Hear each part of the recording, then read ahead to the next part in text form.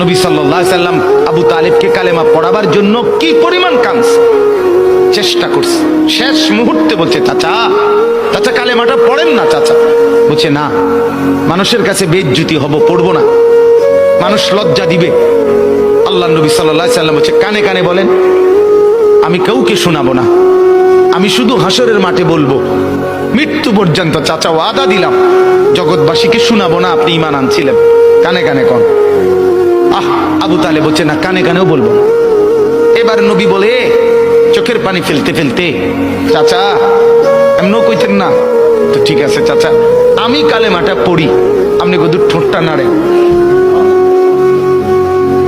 আপনি শুধু ঠোঁটটা নাড়বেন, আমি হাসরের দিন বলবো মাওলা আমার চাচা কালেমা পড়ছিল এজন্য ঠোঁট নাড়ছে, এর সুযোগ দেন।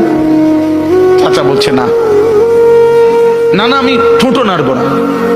আল্লাহ নবী তখন অঝরে কাঁদতেছিলেন আর চোখের পানি ফেলে বললেন, চাচা আপনি জাহান্নামের আগুনে জ্বলবেন, আমি সইব কেমন? আবু তালেব নাফরমান তখন কি বলছে জানেন? আন্নারু খায়রুম মিনাল আর। মুহাম্মদ, মানুষের কাছে লজ্জা পাওয়ার চাইতে আগুনে জ্বলা অনেক ভালো।